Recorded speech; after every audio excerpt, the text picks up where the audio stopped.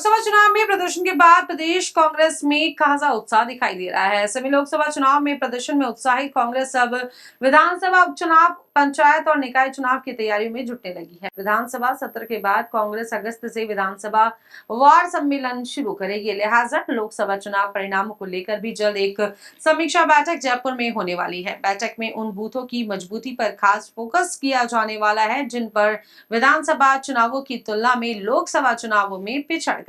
हालांकि लोकसभा चुनावों में गठबंधन के साथ 11 सीटें हासिल करने के बाद कांग्रेस अब एक्टिव मोड में लगातार नजर आ रही है और अब कांग्रेस आगामी 5 सीटों पर विधानसभा उपचुनाव, निकाय और पंचायत चुनाव पर फोकस करने वाली है। तो दरअसल कांग्रेस पार्टी चाहती है कि जो मोमेंटम लोकसभा चुनाव रिजल्ट से बना है वह आगे भी लगातार बरकरार रहे, जिससे संगठन और कार्यकर्ताओं को भी लगातार चुनावी मोड में रखा जा सके। अब चलिए आपको बताते हैं कि आगामी चुनाव में कांग्रेस क्या रोड मैप रहने वाला है। तो लोकसभा चुनावों को लेकर जयपुर में होने वाली कांग्रेस की समीक्षा बैठक में खास तौर से 14 हारने वाली सीटों को लेकर फीडबैक जुटाया जाएगा। फिर हार के कारणों की एक डिटेल रिपोर्ट तैयार की जाएगी और आपको ये भी बता दें कि राजस्थान में अक्टूबर-नवंबर माह में 5 विधानसभा सीटों पर उपचुनाव होंगे। इसके लिए कांग्रेस ने विधानसभा वार सम्मेलन की रणनीति बनाई है। अब यदि बजट सत्र के बाद अगस्त माह से इन विधानसभाओं में कार्यकर्ता सम्मेलन किए जाएंगे, जिसमें पीसीसी चीफ, प्रभारी और नेता प्रतिपक्ष सहित अन्य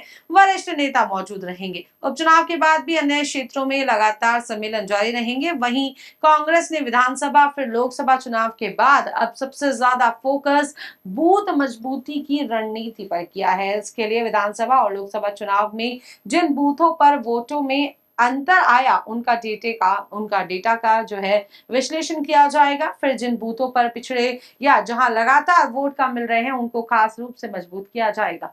इन गतिविधियों के अलावा कांग्रेस पार्टी के कई अन्य फैसलों पर भी विचार कर रही है और साथ में बतौर विपक्ष की छाप छोड़ने के लिए कांग्रेस सदन से लेकर सड़क तक जनहित के मुद्दों पर मुखरता से विरोध जताएगी। दरअसल कांग्रेस पार्टी चाहती है कि हर चुनाव में भाजपा से आगे रहा जाए, जिससे कार्यकर्ताओं का मनोबल भी बना रहे और परफॉर्मेंस रिपोर्ट भी बरकरार रहे। हालांकि कांग्रेस के लिए अब देखने वाली बात यह होगी कि कांग्रेस अपनी रणनीति में कितनी सफल होने वाली है, ये तो आने वाला समय ही तय कर पाएगा। तो फिलहाल के लिए इतना ही। देखते रहिए पंजाब केसरी राजस्थान। नमस्कार।